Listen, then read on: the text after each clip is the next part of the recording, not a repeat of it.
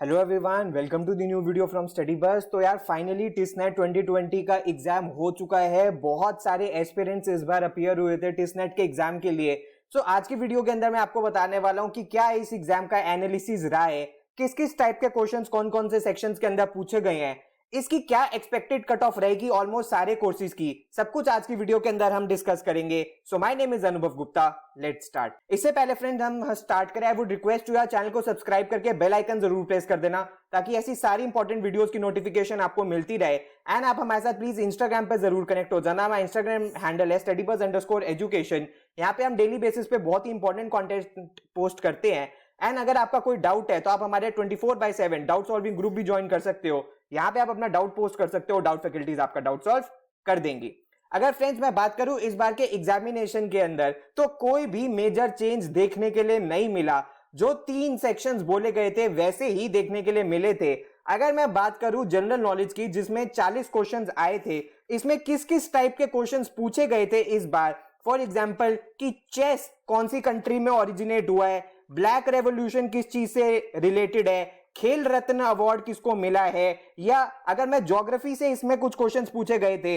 For example कि भीताकर्णिका park कहां पे लोकेटेड है, डोडा बेटा पार्क कहां लोकेटेड है। फिर कुछ हिस्ट्री से रिलेटेड क्वेश्चंस पूछे गए थे कि जो सॉल्ट लॉ बना था वो कौन सी मूवमेंट से रिलेटेड है। उसके बाद महात्मा गांधी से भी और कुछ क्वेश्चंस पूछे गए थे। कोविड से रिलेटेड कई सारे क्वेश्चंस पूछे गए थे। इसके रिलेटेड गवर्नमेंट पॉलिसी से भी क्वेश्चंस पूछे गए थे। उसके बाद सेरोलॉजिकल सर्वे, इससे भी क्वेश्चंस पूछे गए थे। उसके बाद डेमोग्राफिक से क्वेश्चन थे कि लार्जेस्ट एसटी पॉपुलेशन इंडिया की कहां पे है। गवर्नमेंट के अंदर पूछा गया था कि भाई उदय स्कीम किस चीज से रिलेटेड है। इसके अलावा कुछ स्टैटिक से भी क्वेश्चंस थे कि फादर ऑफ मॉडर्न इंडिया कौन थे, सोशल रिफॉर्म्स जिन्होंने किया हो। उसके बाद अनुराधा पाल किस चीज से रिलेटेड है। इंटरनेशनल ऑर्गेनाइजेशन से क्वेश्चन थे कि यूनाइटेड नेशंस का सेक्रेटरी जनरल कौन है। इसके अलावा बुक्स एंड ऑथर से क्वेश्चन था कि बहुत ही फेमस अ प्रॉमिस्ड लैंड, ये वाली बुक किसने लिखी है, तो जो बराक ओबामा ने लिखी है। लोकसभा के स्पीकर कौन है। इसके अलावा फर्स्ट स्टेट या यूनियन टेरिटरी कौन है जिसके अंदर हर घर जल का ये जो मिशन है ये पूरा हुआ हो। फिर कोविड वैक्सीन से रिलेटेड भी क्वेश्चन थे कि कोविड वैक्सीन में कौन सी तरीके की ये वैक्सीन होती है जिसमें इनएक्टिवेटेड वायरस होता है। अवार्ड से क्वेश्चन थे कि ऑस्कर में किसको नॉमिनेट किया गया है। उसके अलावा यूनियन कार्बाइड से हिस्ट्री से रिलेटेड थोड़ा क्वेश्चन था। एंड जनवरी 2021 के अंदर कौन सी विमेन कमांडर ने नॉर्थ पोल के ऊपर ऑल विमेन जो फ्लाइट थी वो करी थी। तो ये सारे क्वेश्चन ऑलमोस्ट जनरल नॉलेज से पूछे गए थे। मैथ्स एंड एलआर के बारे में बात करें तो मैथ्स के अंदर बहुत डाइवर्स सेट ऑफ क्वेश्चंस पूछे गए थे। For example simple interest, compound interest से, उसके बाद सेट से, उसके बाद प्रोबेबिलिटी से, टाइम एंड वर्क से, टाइम स्पीड एंड डिस्टेंस से, परम्यूटेशन कॉम्बिनेशन से, नंबर सिस्टम से, मेंसुरेशन से, जिसमें क्यूबॉइड से रिलेटेड क्वेश्चन था। ठीक है, उसके बाद ज्योमेट्री से रिलेटेड क्वेश्चन थे कि रोम्बस के रिलेटेड 2 क्वेश्चंस आपको देखने के लिए मिले। इनफैक्ट इस बार लोगैरिथम से भी रिलेटेड क्वेश्चन था। इसके अलावा अगर मैं एलआर के बारे में बात करूं तो एलआर के अंदर भी काफी डाइवर्स सेट ऑफ क्वेश्चंस पूछे गए थे। डायरेक्शन से क्वेश्चन थे, कैलेंडर से क्वेश्चन थे, इसके अलावा सीरीज के क्वेश्चंस थे, इसके अलावा क्लॉक से क्वेश्चन थे, और भी कई सारे क्वेश्चंस थे। अगर मैं डीआई के बारे में बात करूं तो जो ये डीआई का सेट था ये थोड़ा सा लेंथी था लेकिन फिर भी डुएबल था। इसके अंदर 4 क्वेश्चंस आपको पूछे गए थे जिसके अंदर एग्रीकल्चर, नॉन एग्रीकल्चर, ओवरड्यूज से रिलेटेड था। एंड अगर वर्बल के बारे में बात करूं तो वर्बल काफी डुएबल था। इसमें 2 आरसीज पूछे गए थे, एक ओटीटी प्लेटफॉर्म से रिलेटेड था, एक कॉफी हाउस से रिलेटेड था या कॉफी की रेवोल्यूशन से रिलेटेड था। उसके बाद सिनोनिम्स, एंटोनिम्स, पैराजंबल्स आपको अराउंड 2-3 क्वेश्चंस पूछे गए थे।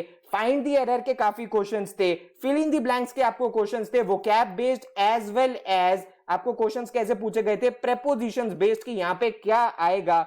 उसके बाद आपको एक पर्टिकुलर टाइप का क्वेश्चन था कि जो वर्ड है मीन, इसको अगर वर्ब की तरह यूज करते हैं तो उसका सिनोनिम क्या होता है। एंड क्रिटिकल रीजनिंग से भी 1-2 क्वेश्चंस पूछे गए थे। तो ओवरऑल जो पेपर है वो बैलेंस्ड रहा है। ऐसा नहीं है कि बहुत ज्यादा कुछ सरप्राइजेस इस बार देखने के लिए मिला है। लास्ट टाइम के पैटर्न के ऊपर ये पेपर रहा है। हाँ, इस बार एक डिफरेंस ये हुआ कि टिसनेट के बाद नहीं हुआ है। वो उन बच्चों का होगा जो टिसनेट क्लियर कर जाएंगे।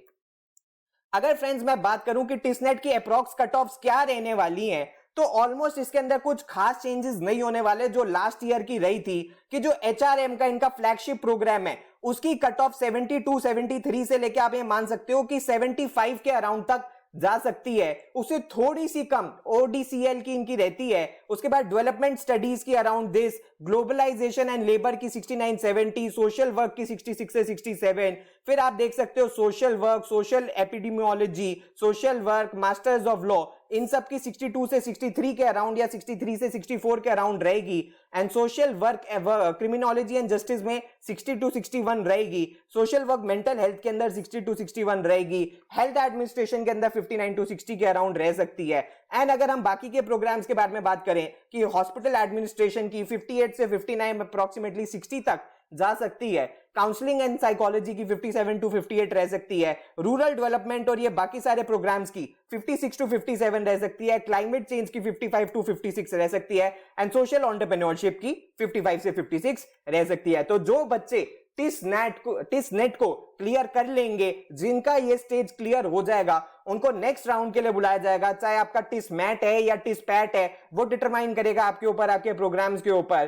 तो फ्रेंड्स, अगर मैं रिजर्व्ड कैटेगरी के बच्चों के बारे में अगर बात करूं, ये जो कट ऑफ है ये जनरल कैटेगरी के बच्चों के लिए है। अगर मैं रिजर्व्ड कैटेगरी के बच्चों के बारे में बात करूं तो जो ओबीसी कैटेगरी के बच्चे हैं उनकी कट ऑफ में अप्रोक्सीमेटली 4-5 मार्क्स की कम रहते हैं जनरल कैटेगरी से।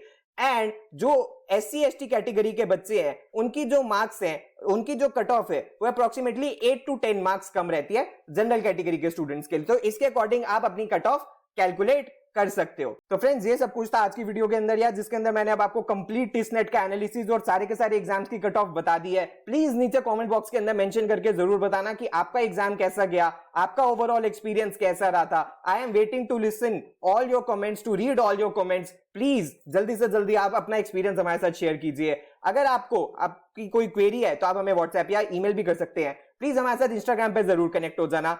And that's all for this video. Thanks a lot.